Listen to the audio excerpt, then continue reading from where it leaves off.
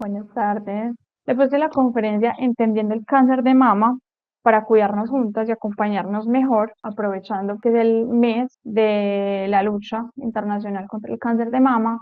Y me gustó este título porque muchas veces creo que compartimos con nuestros familiares o con nuestras amigas, nuestros compañeros de trabajo incluso, algunos temas que podrían no beneficiarnos tanto entre nosotros, sobre todo hablando de la salud. Y este tema sería chévere que en realidad lo compartiéramos para cuidarnos entre todas. Así como muchas veces uno escucha decir, es que a mi hermana le mandaron este examen, ay, es que a mi vecina le mandaron tal medicamento y le fue bien o no le fue bien, ¿qué tal si yo lo puedo tomar? Y así sería importante, no me parece importante que de pronto las personas que estemos acá seamos un poco más conscientes, podríamos terminar diciéndole a nuestra hermana, a nuestra mamá, a nuestra hija, a nuestra vecina, como mira, estuve en una charla sobre el cáncer de mama y lo importante que es hacer prevención o hacer detección temprana. Ya te hiciste la mamografía, ¿hace cuánto no te haces la mamografía? Y también partiendo de entender un poco sobre las generalidades del tema, pues poder acompañarnos mejor, sobre todo cuando somos cuidadoras, tenemos personas, familiares, amigos o personas cercanas que hayan pasado por este proceso o por este diagnóstico, nos vamos a dar cuenta que en realidad ese acompañamiento y un buen acompañamiento es súper importante. Entonces, lo que vamos a hablar un poquito en este rato que estamos acá compartiendo es qué es el cáncer de mama. Vamos a hablar un poco de la epidemiología y de las estadísticas, algunos factores de riesgo y cómo podríamos prevenir el cáncer de mama.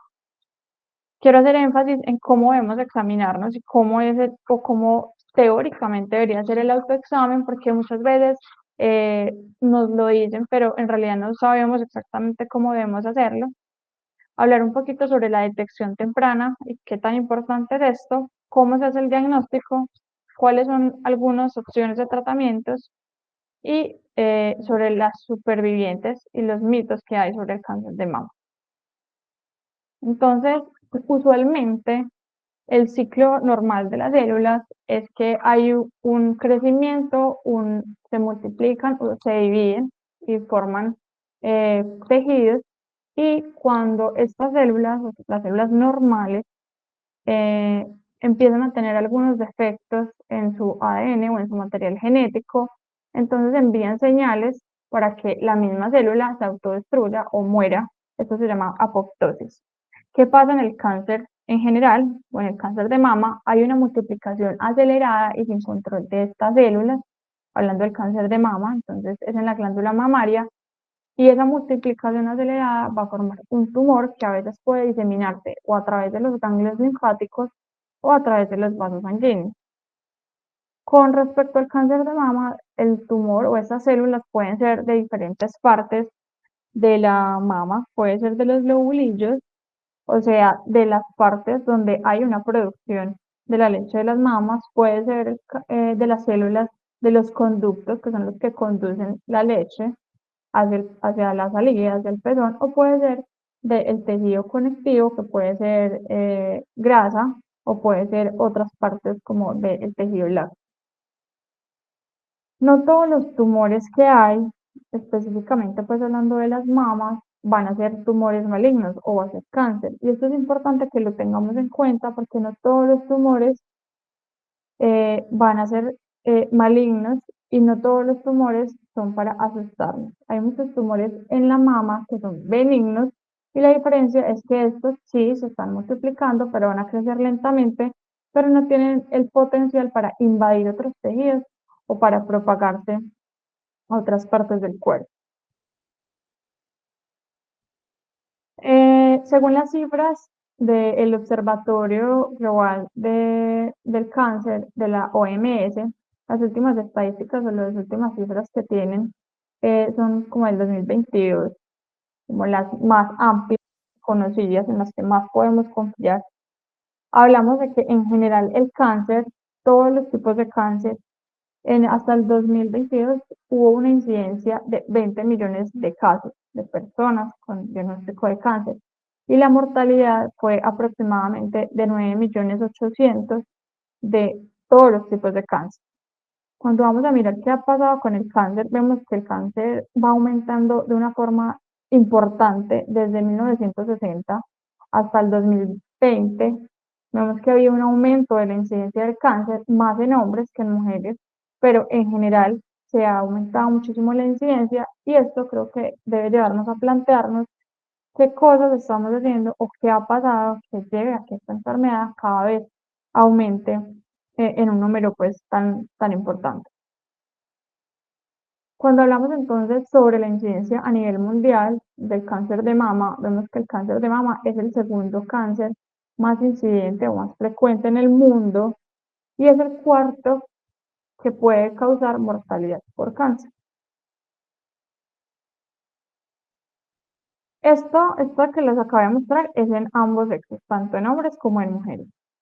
Cuando vamos a ver solamente en mujeres, porque cabe aclarar que a los hombres también les puede dar cáncer de mama, sin embargo, entre el 0,5 o 1% de todos los cánceres de mama da en hombres.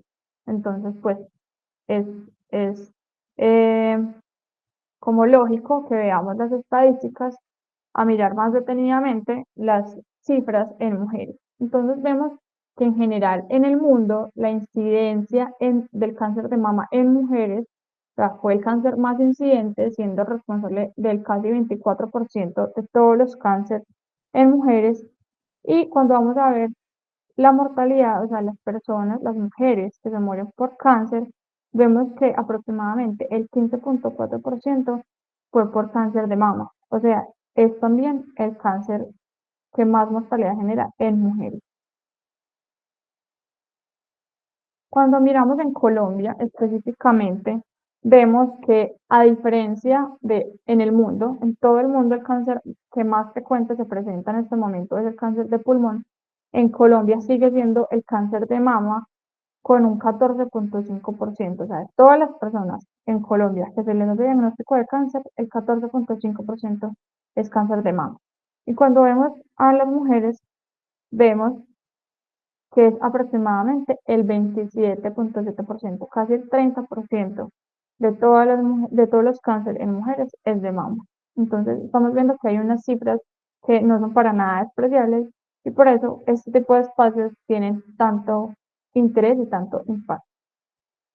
Existen unos factores de riesgo que son importantes, los más importantes o los que más peso tienen, o sea, los que más me van a dar a mi riesgo de que yo a futuro pueda desarrollar un cáncer de mama, son fundamentalmente algunos genéticos, como las mutaciones de estos dos genes, el BRCA1 y BRCA2, que son los genes que más riesgo me van a dar para que yo de pronto pueda tener en algún momento de mi vida cáncer de mama, aunque estos se han relacionado también con otros tipos de cáncer, pero pues en este momento no viene como al tema. Otro de los factores de riesgo importantes es el antecedente familiar, sobre todo en primer grado, o sea, que a mi mamá, a mi hermana, a mi hija le hayan hecho diagnóstico de cáncer de mama es un factor de riesgo también que es muy importante. Sin embargo, miren este dato, el 80% de las personas a las que se les hace diagnóstico de cáncer no tienen a ningún antecedente familiar. Entonces es importante tenerlo en cuenta porque muchas personas se tranquilizan y dicen, ah, no, pero pues yo me estoy tocando una bolita en la mama, pero pues igual yo no tengo, nadie en mi familia ha tenido cáncer de mama, entonces de más que no. Y la gran mayoría de las personas no tienen ningún tipo de antecedente familiar. Otro de los factores de riesgo que más pesa es si antes de los 30 años si recibió radiación terapéutica en el tórax, por decir personas que han tenido enfermedades de la tiroides o algunas otras enfermedades que hayan necesitado radioterapia o radiación en tórax. Y hay otros dos factores de riesgo que no son tan pesados, por decirlo así, no son tan importantes como los que acabo de mencionar, pero que también son importantes y que todos estos factores de riesgo que estoy mostrando acá no son modificables. Entonces, el haber no tenido embarazos, el no haber sido mamá, o el haber tenido el primer embarazo después de los 30 años también puede llevar a un aumento de riesgo de cáncer de mama, y el haber estado más tiempo en mi vida expuesta a estrógenos. ¿Cómo así? Si mi primera menstruación fue antes de los 12 años o mi menopausia fue después de los 55 años, significa que más tiempo de mi vida voy a haber estado expuesta a los estrógenos. ¿Y eso por qué es importante? Porque casi el 70% de los cánceres de mama tienen receptores de hormonas, o sea, responden a mis propias hormonas femeninas, ya sea estrógenas o progestágenas, ¿cierto?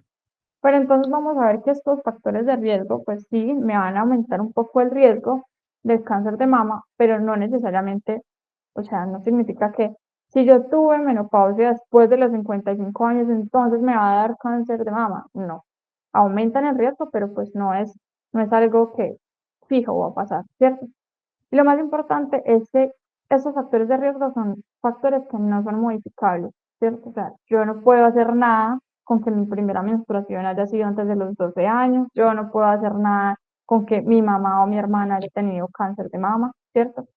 Sin embargo, estos factores de riesgo sí son factores que pesan, tienen igual peso y que sí puedo modificar. Y ahí va a estar la importancia de la prevención. Entonces se ha visto que las mujeres de pronto, no sé si aquí hay alguna, o ustedes hayan escuchado, que tienen o que en su menopausia empezaron con los famosos calores de Queta, o lo de los calores, las sudoraciones, el insomnio, los dolores de cabeza, y todos estos factores que se asocian a esa menopausia, a esa disminución de los estrógenos, algunas mujeres empiezan a recibir terapia de reemplazo hormonal. La terapia de reemplazo hormonal va a servir mucho en mujeres que tienen una afectación muy importante de su calidad de vida por todos estos síntomas que les acabo de mencionar, pero se ha visto que si esa terapia de reemplazo hormonal continua supera los 10 años, o sea, yo más de 10 años estoy tomando terapia de reemplazo hormonal, pues me puede conferir un aumento de riesgo de cáncer de mama. Y ese factor tiene igual peso que el consumo de alcohol, al menos 2 bebidas al día, que el tabaquismo, que el sedentarismo, o sea, el no hacer ejercicio, y la obesidad, hablando únicamente como del peso. ¿Por qué? Porque se asume que al tener un peso aumentado con respecto a tu estatura, vas a tener mayor grasa corporal y la grasa también es productora de estrógenos o de hormonas. Entonces, también puede aumentar, o también puede intervenir ahí en esa parte em, de lo de las hormonas que pudieran también impactar en el cáncer de mama. Hago mucho énfasis en estos factores de riesgo porque estos factores de riesgo son los que nosotros sí podemos modificar. Entonces, cuando hablamos de prevención, ¿cómo puedo yo prevenir que a mí me da un cáncer de mama? Pues impactando en estos factores, evitando el alcohol, evitando el tabaquismo, intentando tener un peso saludable y haciendo un adecuado ejercicio o actividad física. La recomendación en general son al menos 30 minutos 5 días por semana o 150 minutos de actividad física moderada o intensa a la semana. Vamos a hablar un poco sobre el autoexamen de mama. Entonces, yo quiero que nos quede como muy claro que el objetivo del autoexamen de mama es la concientización, el autoconocimiento y el cuidado personal. Hay personas que dicen, no, la forma de prevenir el cáncer de mama es el autoexamen. No, con el autoexamen no vamos a prevenir el cáncer de mama. Lo vamos a prevenir ¿cómo? Con evitando estos factores modificables de los que acabamos de hablar. Sin embargo, el autoexamen de mama es supremamente importante para realmente conocernos y poder actuar a tiempo en el momento en el que detectemos alguna alerta. Se recomienda hacerlo en las mujeres que estamos menstruando 8 días antes de la menstruación o si no menstruan porque, no sé, por el método anticonceptivo o porque ya están en menopausia, no menstruan, sea el mismo día de cada mes. Entonces vamos a hablar un poquito de los pasos.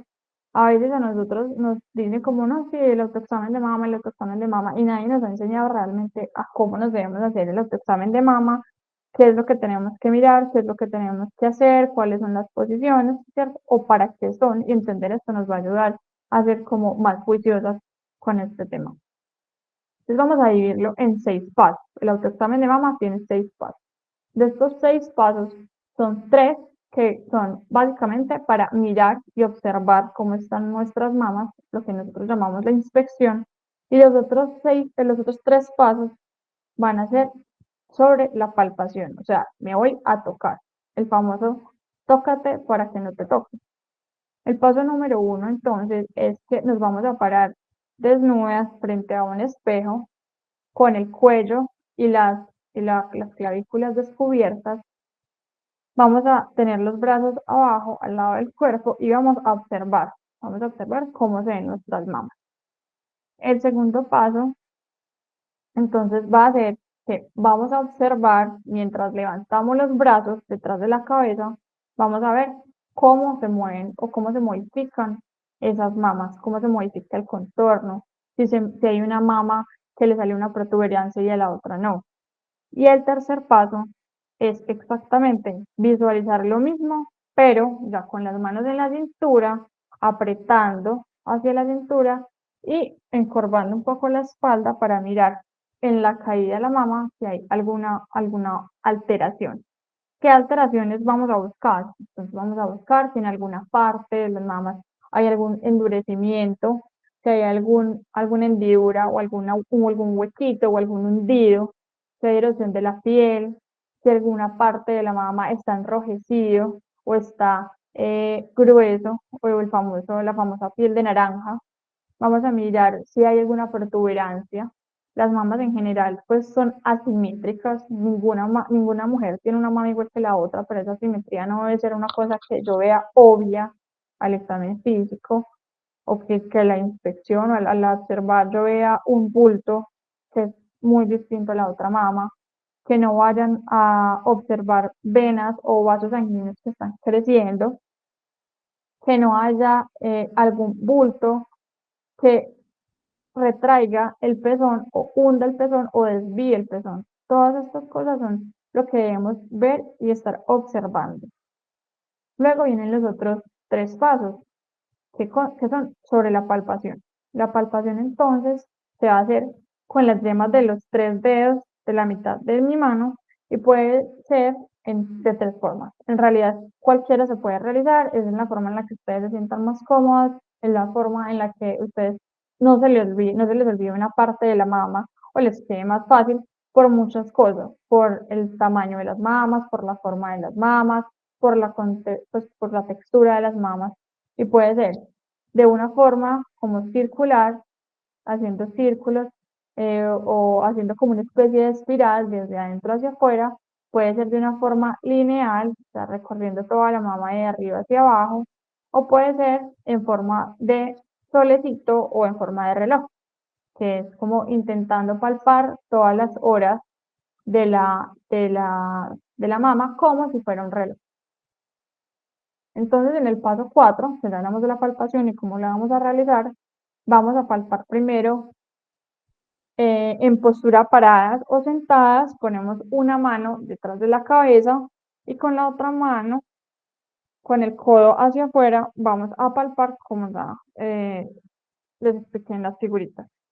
Luego de esto, vamos a mirar también cómo está el pezón, vamos a palpar alrededor del pezón, que en el pezón no se sienta un endurecimiento, que en el pezón no se vea o no tenga la salida de un líquido, que sea sangre o que sea verde. Y en el paso número 6 vamos a hacer exactamente lo mismo que el paso 4, pero acostadas. Podemos poner una toalla o una almohada debajo de la cabeza, porque acostadas entonces la mama se va a ir hacia un lado y por gravedad irse hacia un lado va a ser un poco más fácil que sentadas o paradas tocar o palpar la parte inferior de la mama, que usualmente cae y es un poquito más difícil hacer una buena o correcta palpación si estamos paradas o sentadas.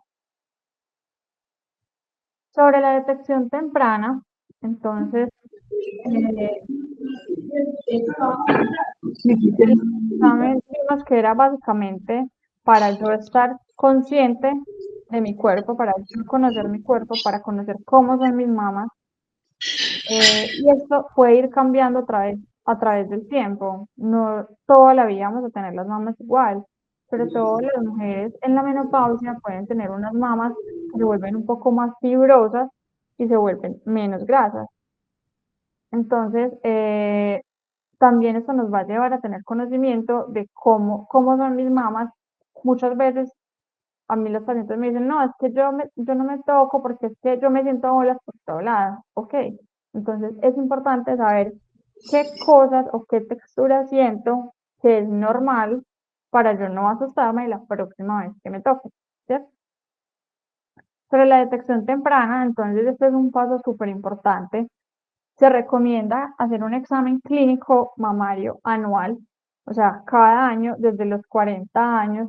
En teoría, las mujeres deberíamos ir una vez al año al médico o a la ginecóloga a que nos hagan un examen mamario, un examen clínico, o sea, que nos hagan todo esto que les acabo de explicar, pero por una persona que realmente tenga experiencia y experticia en hacer este examen clínico mamario. Ah, bueno, sobre el autoexamen se me olvidó explicarles una cosa supremamente importante. También debemos realizar, o sea, debemos hacernos una palpación, una inspección de toda la mama, pero también del área que hay entre la mama y la axila, que a veces se nos olvida. A veces no nos tocamos esa parte, que se llama la cola axilar, o en las axilas también debemos palparnos que no vaya a haber ningún ganglio inflamado y encima de las clavículas, en este huequito, en estos huequitos que tenemos aquí, que ahí también podríamos palparnos algún ganglio y este también sería un signo de alerta. Bueno, entonces, desde los 40 años en Colombia se debe hacer un examen clínico anual mamario y en Colombia se recomienda iniciar a hacer mamografía de detección temprana entre los 50 y los 69 años cada 2 años. ¿Por qué? ¿Qué es la mamografía? Entonces, la mamografía es un método de rayos X en el que tú vas, te paras frente a una placa, la mama queda encima de otra placa y con otra digamos que se aprieta o se aplasta la mama para tomar una foto con rayos X.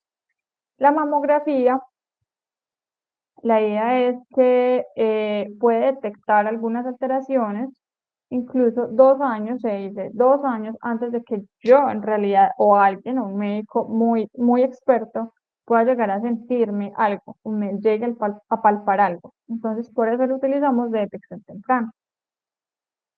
Cuando te vayan a hacer la mamografía, cuando se vayan a hacer la mamografía, la idea es que ojalá, si ustedes todavía están menstruando a los 50, hay mujeres que todavía a los 50 están menstruando, ojalá la mamografía no se haga en la primera, pues, o en la semana antes de la menstruación o durante la menstruación, porque la mama va a estar mucho más sensible, va a estar como mucho más dolorosa. Entonces, pues puede ser un proceso o un examen un poquito más incómodo. Y además se recomienda que no tengan, ese día no se echen ni desodorante, ni perfumes, ni talco, porque esto puede oscurecer la imagen y pues darnos como una falsa o un falso diagnóstico sobre alguna alteración. Las mamografías tienen como una forma de clasificar, muchos pacientes me preguntan qué es el BIRAS. Hay una clasificación que me dice, como para que todos los médicos hablemos en el mismo lenguaje, y muchas veces se asustan y dicen, ay doctora, ¿qué es eso? ¿Qué es el virus 2? Hay un virus 2. ¿Qué es eso? Pues quedan asustadas. Y es como, para que ustedes entiendan, es una forma en la que tenemos de clasificar la conclusión de lo que vieron los radiólogos en la mamografía o en las imágenes, como para que todos hablemos el mismo idioma. BIRATS 1 es que no se vio absolutamente nada raro, BIRATS 2 es que se vieron algunas cosas, pero que son cosas absolutamente benignas, y así va aumentando como la clasificación hasta un BIRATS 6. Entonces, ¿cómo podríamos llegar a hacer un diagnóstico de un cáncer de mama? Básicamente en 4 situaciones. Puede ser porque una mujer se fue muy juiciosa a hacer la mamografía en el momento en el que tocaba hacerse, le correspondía la mamografía y le salió una alteración en la imagen y llega a mi consulta o llega donde el médico general con una mamografía que dice que encontró algo alterado. Ese es el primer caso. El segundo caso es que una mujer venga a mi consulta y me diga, doctora, es que yo me estaba haciendo el autoexamen y me toqué una bola, me toqué un nódulo, me toqué un bulto. Entonces ahí empezamos a hacer todos los estudios. El caso número tres es que mi paciente vino por otra cosa a mi consulta y yo le estoy haciendo su respectivo examen clínico mamario y ahí yo le toqué algo raro. Y yo dije, yo estoy tocando algo que esto no debería estar aquí. O el cuarto caso es que se da de una forma incidental. O sea, la paciente o cada persona estuvo hospitalizada o le estaban estudiando otra cosa, no sé, tenía una infección respiratoria, le hicieron un rayos X de tórax, ¿cierto? Y ahí se vio una cosa rara, ¿cierto? O sea, estaba consultando por otra cosa que no tenía absolutamente nada que ver y hubo una alteración ahí en los exámenes. Entonces, con alguno de estos cuatro casos, ¿yo qué voy a hacer? Para poder realizar realmente un diagnóstico, yo tengo que hacer una biopsia. Y normalmente las biopsias son que con una aguja se hace una toma de una muestra en el sitio donde está la bolita o donde está, no sé, en las mamografías pueden salir microcalcificaciones o la alteración que se vive en la imagen, que entonces se hace una biopsia guiada por la ecografía o por mamografía, que es donde se alcanza a ver que hay una alteración que debemos estudiar. Ese es el primer paso. Porque muchos pacientes me dicen, doctora, me salió mala la mamografía, tengo cáncer. Y no es así. Entonces, primero tenemos que hacer, ver en la mamografía alterada o en la ecografía alterada o al examen físico, tenemos que hacer una biopsia para realmente definir si la paciente tiene o no tiene cáncer. Después de que se hace la biopsia, me van a dar un reporte de patología. O sea, ese pedacito de tejido se va a mandar a estudiar los patólogos, que son unos médicos especialistas en mirar las células de cada tejido, me va a decir si realmente es un cáncer o si no es un cáncer. Y eso que estábamos viendo, tocando, es un tumor benigno. O sea, al principio se les contaba, es un tumor que es un crecimiento de células, pero en realidad no es malo, no va a generar invasión. Si sí, nos dice sí, es cáncer, nos debe decir qué tipo de cáncer es, por ahí decimos como ponerle nombre y apellido, si tiene respuestas a hormonas o no, y otras moléculas que son como un paso más avanzado, ¿cierto? Y luego de esto vamos a hacer unas imágenes corporales para estadificar. ¿Qué significa eso? Que nosotros debemos hacer unas imágenes para definir si el cáncer de mama está únicamente en la mama o si está en otras partes del cuerpo. Y todo esto es súper importante para poder hacer esta estadificación, porque de esta estadificación va a depender absolutamente todo lo que se sigue. Entonces, no sé si ustedes han tenido familiares o algunas personas conocidas que hayan tenido cáncer de mama, siempre se les va a preguntar o se va a intentar definir antes de todo cuál es el estadio en el que está cada persona, que puede ir desde un estadio 1, que es un estadio muy temprano, o sea, el tumor únicamente está en la mama, un estadio 2, un estadio 3, va a depender también del tamaño del tumor, si tiene compromiso de ganglios linfáticos, un estadio 4, que es el estadio más avanzado, que es lo que se llama metástasis, es que ese tumor ya viajó a otras partes del cuerpo. Entonces, cuando vamos a mirar los tratamientos, básicamente los tratamientos que pueda utilizar o que se puedan utilizar o no en una paciente con un reciente diagnóstico de cáncer va a depender de esta estadificación. Usualmente, o lo más frecuente que ocurre es que el primer paso es una cirugía. O sea, se hace una cirugía para quitar o el pedacito del tumor, que es lo que llamamos una cirugía conservadora, o una mastectomía, o sea, quitar toda la mama. Y esto también es importante porque lo primero que se imagina una mujer cuando se le dice que tiene diagnóstico de un cáncer de mama es que le van a quitar toda la mama. Y muchas veces ni siquiera es necesario. Muchas veces solamente se le quita el pedacito del tumor y ya. Y muchas veces en los casos de las personas o en las mujeres a las que se les hace una mastectomía, o sea, se les quita toda la glándula, Se puede hacer en ese mismo momento o posteriormente una reconstrucción. De eso ya se encarga el cirujano plástico, dependiendo como de cada cosa, cada caso específico de cada mujer. Otra de las posibles terapias es la quimioterapia. La quimioterapia es el manejo con unos medicamentos muy agresivos que van como a atacar esas células malignas, aunque no solamente atacan las células malignas, van a atacar muchos tipos de células y por eso pues en un momentico vamos a hablar como de los efectos secundarios más frecuentes.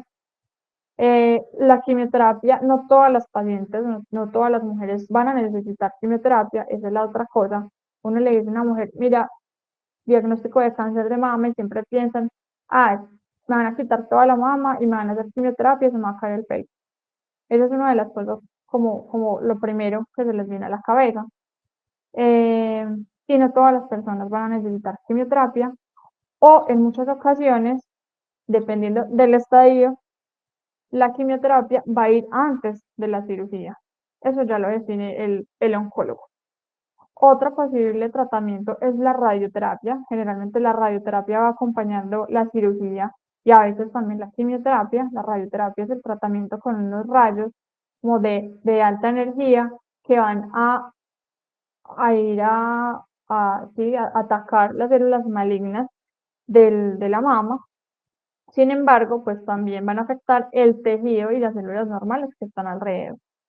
Y el otro tipo de terapia es la hormonoterapia, que normalmente esto ya lo damos cuando la paciente o la persona no tiene cáncer activo, o sea, está, digamos, curada, pero la hormonoterapia consiste en dar unos medicamentos que van a bloquear las hormonas en esas personas que les dije al principio que ese tumor sí respondía a hormonas para intentar disminuir el riesgo de que vuelva a recaer el cáncer. Y esa hormonoterapia puede ser entre 5 a 10 años y cada paciente es un mundo distinto. También me preguntan con mucha frecuencia, ay doctora, es que a mí me dijeron que 10 años y a mi hermana o a una amiga o a la prima de no sé quién le dieron solamente 5 años, y entonces ¿por qué unas 5 y otros 10? Eso va a depender de la estadificación y de todo lo que el tratamiento que haya recibido. También va a depender de si el diagnóstico del cáncer se hizo antes o después de la menopausia y el tipo de tumor. Algunos posibles efectos secundarios de todo esto para que empecemos a entender también qué puede estar pasando una mujer que fue sometida a todos estos tratamientos o algunos de ellos. Entonces, cuando se hace cirugía, lo que más frecuentemente ocurre, pues aparte de la cirugía, del dolor y de la recuperación de la cirugía, de la incomodidad de la cirugía, ¿cierto? Más a mediano o largo plazo, puede haber cambios en la sensibilidad de la piel, entonces casi siempre las mujeres dicen que sienten chuzones o que tienen dolorcitos o que tienen piquiña o que tienen ardor o incluso calambres o jalones en la mama y se asustan mucho por esto. Generalmente uno les pregunta cómo van, qué han sentido y se asustan porque dicen es que me está doliendo la mama y automáticamente piensan vuelve el cáncer.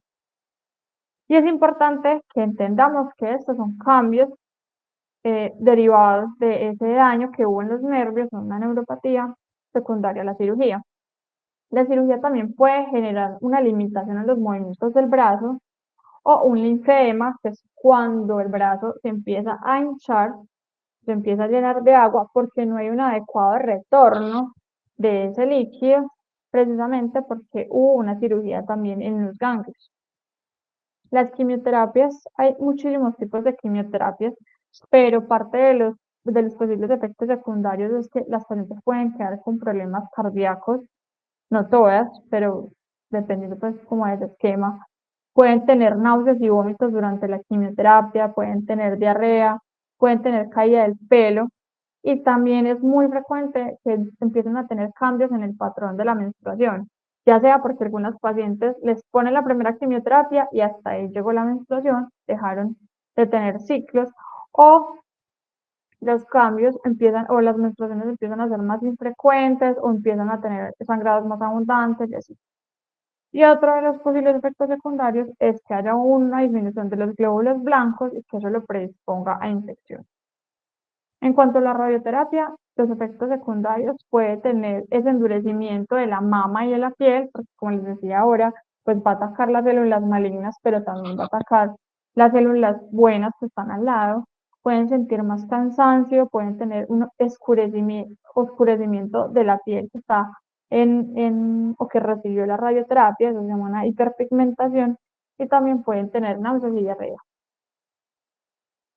Y la hormonoterapia, que les decía que no todas las pacientes lo van a necesitar, depende si el tumor que tuvo cada mujer fue o no respondedor o tenía receptores de hormonas. Básicamente van a sentir como si entraran en la menopausia de una manera como por 10. Van a tener más sofocos, van a tener síntomas o van a tener la sensación de sequedad vulvar o vaginal. Durante las relaciones sexuales pueden tener menos lubricación. También les puede generar dolores articulares o de los huesos y también calambres. Entonces, esto también usualmente las preocupa mucho y es importante que entendamos y sepamos que son posibles efectos secundarios y que en muchas ocasiones cuando empiezan a tener esto hay otras conductas, otros medicamentos, otras terapias que pueden ser alternativas para contrarrestar estos efectos secundarios. Hablamos ya de todo lo físico, pero no hemos hablado de todos los cambios emocionales, que es lo principal, pensaría yo. Entonces, cada paciente va a tener una experiencia personal que es única. No es lo mismo la experiencia que vive con el diagnóstico, tratamiento y seguimiento del cáncer de mama. Una persona A a una persona B, completamente distinto y va a depender no solamente, claro, de los tratamientos, del estadio tumoral, de sus médicos, de sus enfermeras, sino que también va a estar muy acompañado, va a estar muy relacionado con todo su contexto social, su contexto económico, su contexto laboral, ¿cierto? Porque usualmente cuando una mujer recibe un diagnóstico de estos va a haber un cambio completamente inesperado de los planes que ella tenía hacia su futuro. Va a haber un cambio de la relación que va a tener con las demás y además, muy importante, va a cambiar esa percepción que cada mujer tiene sobre su propia imagen corporal y su autoestima, ¿cierto? Algunas mujeres piensan que cuando se les hace una cirugía mamaria, piensan, estoy incompleta, es que ya no tengo la mama, es que yo no soy una mujer, yo no me siento una mujer. Y esto es, de verdad, es muy triste este cambio que tienen, pero es una cosa que hace parte de vivir como unas etapas de un duelo. Las mujeres van a sentir miedo, pueden sentir desesperanza, incertidumbre, ansiedad, rabia, incluso culpa. Culpa por haber tenido un cáncer de mama, ¿cierto? Entonces, todos estos cambios emocionales muchas veces van a necesitar ese apoyo emocional o van a necesitar también incluso ese apoyo por especialistas en salud mental como psiquiatría o psicología. Y lo más fundamental, y esto lo digo yo pues como por mi experiencia, no porque tenga ningún tipo de fundamento médico, va a ser las redes de apoyo que tenga esa persona. O sea, si la persona está acompañada, tiene familia, tiene pareja, tiene amigos que la apoyan, que están pendientes, que están ahí, ¿cierto? La historia que cuenten va a ser muy distinta a una mujer que va a pasar por todo esto sola o que tiene una cantidad de necesidades económicas, que tiene una cantidad de necesidades también afectivas y que no las recibe. Las mujeres pueden empezar a tener también alteraciones de sueño debido a esa ansiedad que están sintiendo, dificultad en la concentración, el miedo a morir o incluso muchas veces ideación suicida porque empiezan a pensar, no, yo soy una carga para mi familia, yo soy una carga para mis amigos, yo soy una carga para mi pareja, yo no soy la misma. Entonces todas esas cosas debemos también tenerlas en cuenta porque no es solamente el cáncer de mama. Durante el tratamiento se va a recomendar siempre que tengan una adecuada alimentación, una alimentación que sea muy balanceada, que sea rica en verduras, en frutas, en cereales, el consumo de abundante líquido. Algunas veces durante el tratamiento, especialmente las mujeres que están en quimioterapia, van a tener náuseas o vómitos, entonces se recomienda comer al menos 2 horas después de recibir la quimio y ojalá al menos sean 3 comidas en el día, porque muchas veces refieren o dicen que tienen mucha inapetencia, que sean 3 comidas, pero en pequeña cantidad. y a veces incluso vamos a necesitar el apoyo de nutrición, pues de un nutricionista. La actividad física también está súper recomendada, pero se le dice pues a la paciente que según cómo se vaya sintiendo, habrá días en los que tenga más energía que otros, se necesita que esté apoyada por sus familiares, no que la vayan a dejar irse a nadar sola, ¿cierto? Porque no sabemos como que otras cosas pueden ocurrir en ese momento. Debe tener un adecuado tiempo de descanso, un adecuado tiempo de sueño reparador, pero sí se recomienda, ojalá, unas caminatas diarias. Y volviendo al bienestar emocional, también es supremamente importante esa parte de expresar los sentimientos a los seres queridos, a los a los que les pueda hablar con confianza y sin sentirse juzgadas, a sus seres cercanos que las vayan a validar, que continúe haciendo las actividades que disfrute, o sea, no que toda su vida y su energía se meta únicamente, se enfoque únicamente en el diagnóstico de cáncer, sino como que, ok, a mí me gusta hacer macramé, a mí me gusta tejer, a mí me gusta, no sé, hacer, cocinar, entonces también que tenga una parte de su vida que también esté dedicada a hacer todas esas cosas que le gustan. La meditación, la oración, son súper importantes con ese apoyo espiritual. También es muy importante que cada vez que tengan dudas se los pregunten a sus médicos. Eh, yo pienso que uno de los peores enemigos que tenemos ahora es el famoso, el Google, porque uno le da un dolor de oído y todo el mundo se mete a Google a buscar qué es el dolor de oído y resulta que el dolor de oído pues termina en unas cosas horribles y entonces cada cosa que se sienta puede terminar en un diagnóstico horrible según doctor Google y en realidad muchas veces pues se necesita es el apoyo de tu médico con el que tienes confianza y con el que en realidad llevas el proceso. Y otra parte muy importante es buscar esos grupos de apoyo. Con respecto al cáncer de mama, hay gran cantidad de grupos de apoyo para las mujeres que están en el tratamiento o las mujeres también supervivientes. Y esto es fundamental. Acá les voy a recomendar, les voy a meter como una cuña. Vuelvo y les digo, esto eh, tiene cero interés económico, a mí nadie me pagó para eso, pero Oncobienestar Okintsugi es una comunidad que la fundaron o la iniciaron unas médicas que yo conozco y en esta comunidad hacen clases de yoga, hacen círculo de la palabra, hacen talleres de círculo de la palabra, hacen musicoterapia, incluso también pueden ayudar un poquito con esa parte de nutrición y hacen asesorías especializadas. Esto creo que es una muy buena opción para toda la parte del bienestar emocional que necesitamos recuperar o necesitamos conservar durante el proceso oncológico, incluso así no estemos en el momento en el proceso oncológico. Hablemos un poco de la supervivencia o de las supervivientes de cáncer de mama. Estas cifras que les pongo acá son cifras como para mirar, por ahí dicen como coger con pinzas y ser muy cuidadosos, son unas cifras, como dice ahí, globales porque volvemos y cada mujer y cada caso es un mundo distinto. Según las estadísticas, el 91% de las mujeres que tuvieron diagnóstico de cáncer de mama están bien y libres de la enfermedad a los 5 años. El 84% están libres de la enfermedad y bien a los 10 años y el 80% están libres de la enfermedad a los 15 años. Esto va a depender de muchas cosas, va a depender del estadio del tumor principalmente, de los tratamientos que se hicieron, van a depender de esos marcadores tumorales y esas moléculas que les dije ahora también, eran como un paso más avanzado y si era receptor, si tenía receptores de hormonas o no, si la paciente o la persona ha sido adherente a ese tratamiento, ¿cierto? O sea, estas son unas cifras muy generales, sin embargo, creo que es importante sacarlas o traerlas a relucir, porque digamos que a pesar de que es un cáncer que es muy incidente, es un cáncer que tiene muy buen pronóstico. Antes decir cáncer o sobre todo cáncer de mama era casi que igual a pensar a una condena de muerte y realmente en este momento no, en realidad en este momento tiene muy buen pronóstico, pero la diferencia básicamente va a estar en la detección temprana.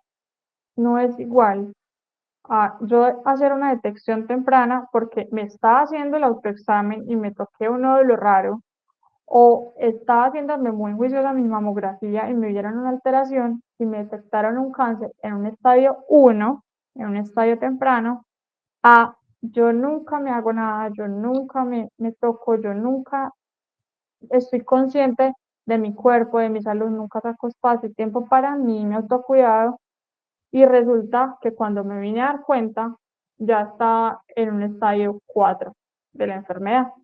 Entonces, es, es importante, de esto que estamos hablando, sobre la prevención, obviamente, pero también sobre la detección temprana. Entonces, quiero que nos quede súper claro.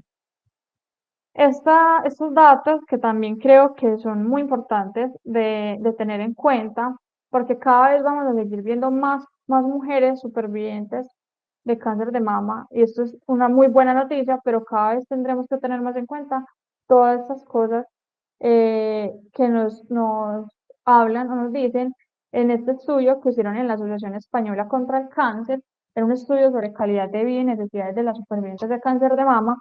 Ellos en este estudio encontraron que el 70% de las mujeres tenían o sentían miedo real de la recurrencia, y esto iba a generar un mayor riesgo de tener trastornos de ansiedad, depresión y de estrés postraumático. Y esto es súper importante. O sea, una mujer que ya tuvo cáncer de mama, cada vez que siente algo raro en su cuerpo, vuelve otra vez el monstruo del miedo a que volvió el cáncer. Y es importante intentarlo manejar, ¿cierto? E intentar buscar la ayuda necesaria. El 50% de las mujeres refirieron que tenían fatiga o dolor que les impedía retomar su vida normal. El 51% decían que tenían preocupación frecuente por su imagen corporal, porque no tengo la mama, o sí la tengo, pero me quedo rara, o me quedo un duro, o me quedo, y un montón de inseguridades que se van a ver y que van a estar afectando también el autoestima, también por un montón de estándares sociales que tenemos o que hay como unas exigencias frente a cómo se ve la mujer en esta sociedad en la que estamos. El 53% refirieron que tenían problemas con su sexualidad, ya sea porque tenían un dolor con la penetración, o que tenían bajo deseo, o porque no lubricaban bien. El 30% decían que tenían problemas económicos debido al cáncer. Muchas veces también no nos damos cuenta de la cantidad de problemas que generamos a nivel laboral, porque la mujer se siente más cansada, porque la mujer se siente con más dolor de hacer ciertos movimientos, por ejemplo, repetitivos en algunos oficios. Las mujeres muchas veces dicen que no están tan concentradas, entonces esto también va a afectar toda esa parte laboral, y el 16% quedaron con algún grado de discapacidad como consecuencia del cáncer.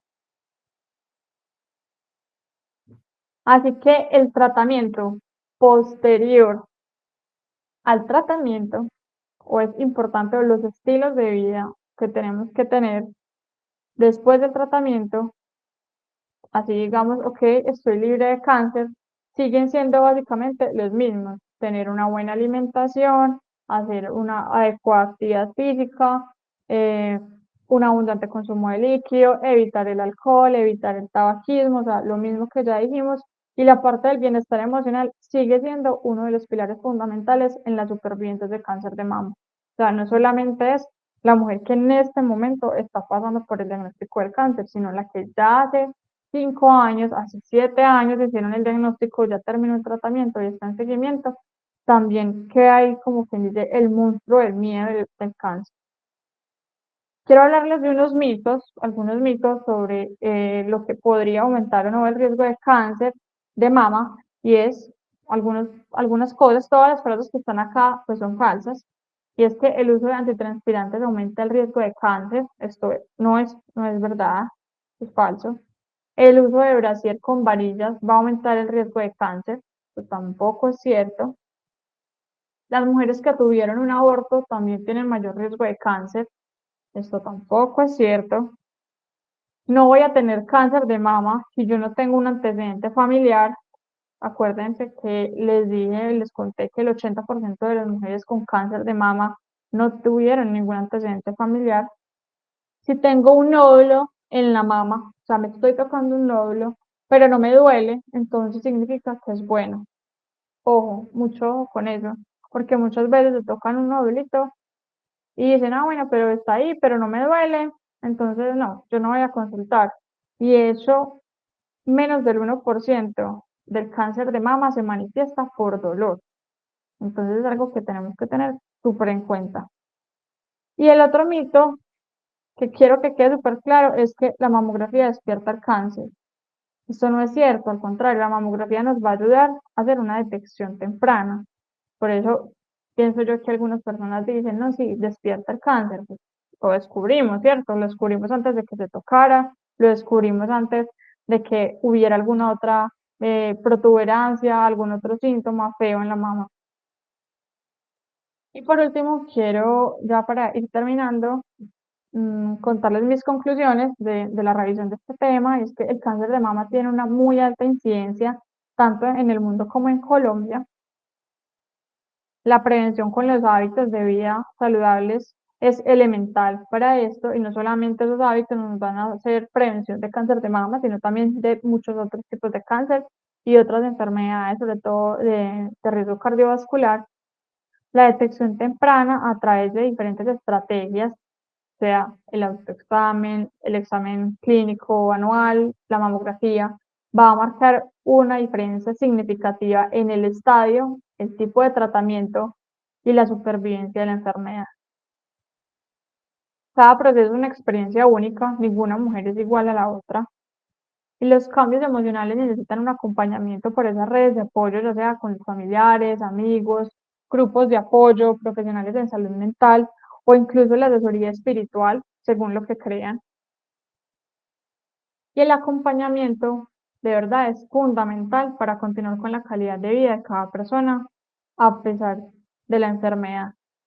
Uno ve mucho, o a mí me parece muy importante como esta parte de la actitud de cada persona y el apoyo y el acompañamiento que tiene por todos sus familiares o sus amigos en cómo va a asumir esa persona la enfermedad y cómo va a asumir después que es una superviviente de cáncer de mama. Bueno, muchas gracias por el espacio, por la atención, por la escucha.